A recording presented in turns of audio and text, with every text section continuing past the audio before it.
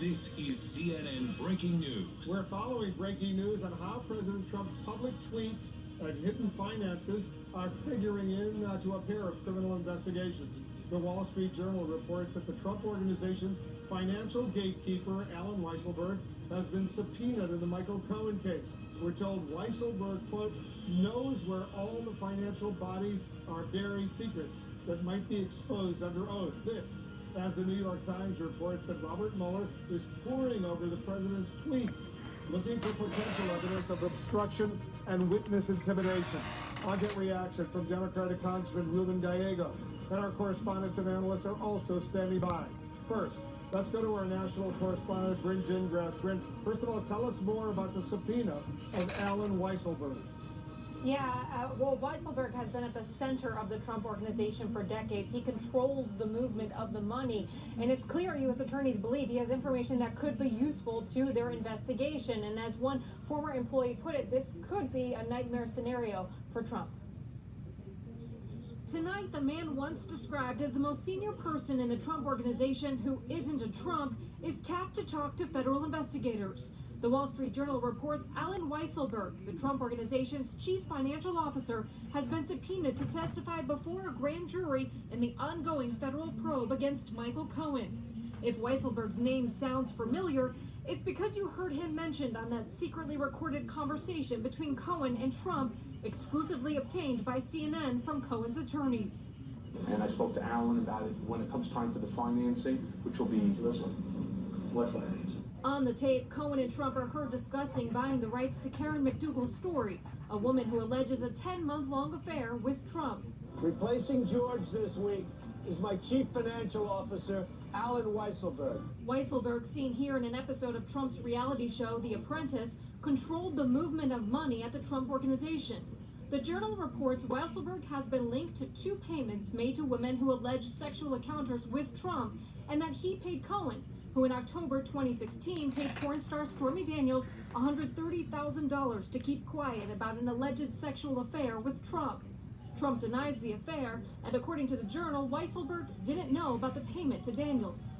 Cohen had a habit of recording his conversations. The government seized more than 100 tapes, now part of the investigation into his business dealings. Sources tell CNN many of the tapes include discussions with reporters and conversations relating to Trump. The tape that first aired on CNN is likely the most significant in terms of hearing Cohen's conversations with the president. I protect Mr. Trump. Cohen, who once said he'd take a bullet for Trump, has increasingly felt alienated by the president. Longtime Cohen friend Bo Dietl tells CNN Cohen told him, quote, I don't understand why no one's calling me. I don't understand why no one's communicating with me. This as Cohen faces mounting pressure from investigators and an attack from the president. Trump tweeting, what kind of lawyer would tape a client? So sad. Sources tell CNN Cohen's lawyers did not tell the Southern District they were releasing the audio, possibly fracturing Cohen's chances of striking a deal with the office that is currently investigating him. A source says the decision to go public with the tape was approved by Cohen's attorney Guy Petrillo, who's known for a by-the-book mentality and used to work in the Southern District. But it's important to note, Wolf, as of now, Cohen has not spoken to federal investigators. Wolf? Important information indeed. Bryn Gingras, thank you. Now the special counsel's investigation and his focus on the president's tweets. Let's go to our White House correspondent, Abby Phillip. Abby, Robert Mueller's apparently particularly interested in Mr. Trump's tweets about Jeff Sessions and James Comey. That's right, Wolf. The president's penchant for attacking his political opponents could be causing him more legal troubles. His attacks on Attorney General Jeff Sessions and former FBI Director James Comey have come under Mueller's scrutiny, and they could be a subject of conversation with the president if they were to sit down for an interview. And all of this as we're learning that the president is still trying to clean up the fallout from his Helsinki press conference with Vladimir Putin. President Trump's social media counterpunching could soon become a legal liability. Special counsel Robert Mueller is investigating the president's Twitter attacks on Attorney General Jeff Sessions and fired FBI Director James Comey as part of the probe into whether Trump obstructed justice, the New York Times reports. The Attorney General made a terrible mistake when he did this and when he recused himself. Comey and Sessions have now become key witnesses in Mueller's probe. because of tweets like this in June, when the president said, "The Russian witch hunt continues, all because Jeff Sessions didn't tell me that he was going to recuse himself," and appearing to threaten Comey after firing him, writing, "James Comey better hope there are no tapes of our conversations before he starts leaking to the press." Mueller's team also scrutinizing the president's actions to see if he violated U.S. law that deals with tampering with a witness, victim, or an informant. All this as Trump's still struggling to clean up missteps in Helsinki. Dan Coates came to me and some others. They said they think it's Russia. I have President Putin. He just said it's not Russia. I will say this, I don't see any reason why it would be. The sentence should have been, I don't see any reason why it wouldn't be Russia. Sort of a double negative. A White House official telling CNN the president will convene a meeting of the National Security Council on Friday to focus on election security. That as Trump attempts to flip the narrative, claiming that Russia will tamper in the 2018 elections to help Democrats. Amid bipartisan backlash, the White House now postponing the president's invitation to Putin to visit Washington this fall. In yet another reversal, President Trump declaring a victory on trade with the European Union after threatening massive tariffs that could hurt U.S. manufacturers and farmers. I think the European Union is a foe, what they do to us in trade. Now, you wouldn't think of the European Union, but they're a foe. Now declaring, the biggest one of all happened yesterday, other than China. The EU, we just opened up Europe for you farmers. The president abandoning his tough words for little more than a promise to keep talking. We signed a letter of intent, or agreed to a letter of intent, and we're starting the documents, but the relationship is very, very good. So we're very happy. Declaring in a tweet that the EU and the United States love each other and sealing it with a kiss.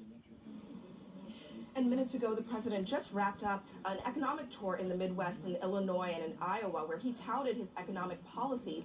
But the administration is also acknowledging that some of his policies have actually hurt Americans. They've proposed $12 billion in subsidies for farmers to help them with the trade policies the president has put in place in the last few months. And as for that deal with the EU, while President Trump has been touting it all day today, saying that he's made progress, the White House hasn't offered much in the way of details, and all signs point to the status quo being basically the same. President Trump, though, is still taking credit for all of that, Wolf. Abby Phillip reporting for us. Thank you. Congressman Ruben Gallego is joining us right now. He's a Democrat who serves on the Armed Services Committee. Congressman, thanks very much for joining us. Thank you, So you heard the New York Times report that the special counsel, Robert Mueller, is now taking a very close look at the president's tweets to see if they amount to witness intimidation, obstruction of justice. Do you think that those tweets rise to that level?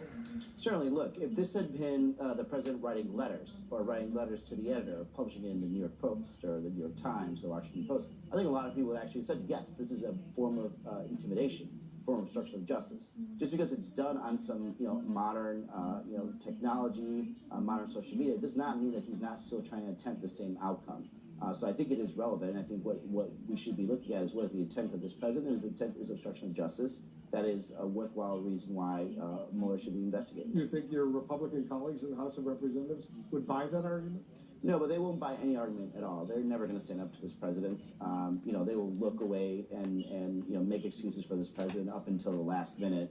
You really can't depend on Republicans in Congress at all to be any type of legitimate validator of what is purposely, or what we decide is valid versus not valid. What is potentially very significant and a serious headache, political headache, legal headache for the president is that the CFO, the Chief Financial Officer of the Trump Organization, Alan Weisselberg, he's now been subpoenaed as a witness to testify before a federal grand jury in New York investigating Michael Cohen. How important is he potentially as a witness?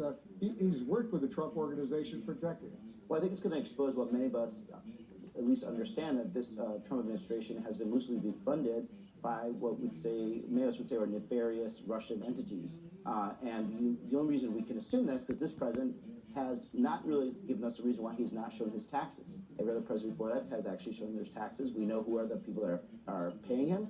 We know the people that he owes money to. But this president has repeatedly come up with excuses and lies to not show his taxes. We wouldn't even have this discussion if the president actually just had some form valor and just say, this is who I am, this is where my money's coming from. But he knows there's something in there, and I think it's all going to come out now. So you think he knows everything about the president's finances over these many years? I certainly believe so. So this is I'm sure this is a source of concern for the president. A lot of Americans, as you know, believe, you know what, as far as the president and his alleged affairs, treatment of women, they knew about this before the election in 2016. He was still elected president of the United States. All of these new developments, you think it's really going to have much of an impact among those, the president's base, who really supports him?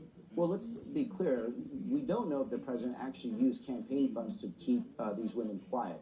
If he used hush money from his campaign funds to actually keep these women quiet, then that is actually something that we should be investigating. If you looked at what happened with Senator John Edwards when he did that with his mistress many years ago. He was acquitted, though, John. But he was still at least investigated. Right now, we don't even have that. If we had an actual Speaker of the House that was willing to actually investigate this, do this through the regular order process, we could actually have some answers to these questions. Instead, we're going to have to go through this long, drawn-out process. And we do need to know. The public needs to know the president used his campaign to launder money to keep his mistresses quiet. Well, because the allegations supposedly is an in-kind campaign contribution to keep this quiet just the days before the election. And at least, the least we should have is this president should actually answer the questions so the public gets to decide. Yeah, campaign contributions have to be fully disclosed to the FTC. I know you were at a meeting today with the Secretary of Homeland Security, Kirstjen Nielsen. She met with the Hispanic caucus in the House of Representatives. I take it all Democrats. How did that go? It did not go well. We're hoping it would go better. We were very respectful of her time, but we asked some very pointed questions. One of the first questions we asked is when are these children going to be reunified with their parents? And she said they were on track to meet the deadline. The deadline is, by the way, 12 minutes ago. Right, and I pointed out that is impossible, and that she, was clearly lying to us, and she was insistent that they're going to make the deadline. At a minimum, we expected her to show some level of leadership. She should have just been honest with us and said, we're not going to make the deadline, but here's the plan on how to reunify these families. This administration, again, has bungled even this effort, which is what was their own effort to basically deter migration to this country, and they have no idea how to put these families together. They don't want to admit that they made a mistake, and because of that, they're now, essentially missing the deadline with this federal judge. What's so worrisome is that there are apparently hundreds of kids whose parents, for whatever reason, have already been deported, and the kids are still here. Did she get into that with you? We did get into that, and I think it's really important for us to understand that we as a country have potentially made orphans. We have made hundreds of orphans for a country that values family, and we say we're a family values country. This administration has separated families, unnecessarily so, and there is no plan. We asked about the plan, how is this going to end, and we did not hear something positive from Secretary Nielsen. Is it possible some of these kids are never going to see their parents? It is entirely possible that we'll never see them. Did you ask her about that? We, I can't remember exactly, but we did point out that it is possible that this will never happen. She did not respond to that. Well, on the basis, what basis does she say the deadline, which was the top of the hour, on what basis did she say the government would meet the deadline? No basis at all. She just basically said that we're on track. She did not give us any indication, any plans. She did point out, how well they've done so far. But we also pointed out that, it is very hard for us to trust those numbers and to trust her, considering that they had no plan to begin with to reunify these families. And they're basically doing everything ad hoc right now, and mostly just so they can say that they're getting rid of this political problem, because they have no idea what they're doing. But if the deadline is met, apparently it hasn't been met. The federal judge has limited what he could do. There's not much he can do, right? Unfortunately, from what I understand, there's very little things we can do. Most importantly, what we could do is actually vote. The reason why this president is acting is not because of the federal judge, because the public was against separating families, was against incarcerating children in these cages. And I think if they don't have this solution, maybe the judge won't be the ultimate decider, but the voters will. Did she explain why these families can't be reunified? She did go into various reasons why. But that's not a really good excuse. We're the most powerful country in the world with the largest amount of intelligence assets that we can find. If this administration actually put their mind to it and they're focused on it, they could get this done. They just haven't. Partly it's because the president doesn't have the leadership to do it, and Secretary Nielsen doesn't have her own leadership within Homeland Security to do it either. Very disturbing situation indeed. Thanks very much, Congressman, for coming in. Pleasure. Just ahead, more on the subpoena of the Trump Organization's chief financial officer. What does it tell us about the Michael Cohen case and the legal dangers for President Trump. And we'll talk about the legal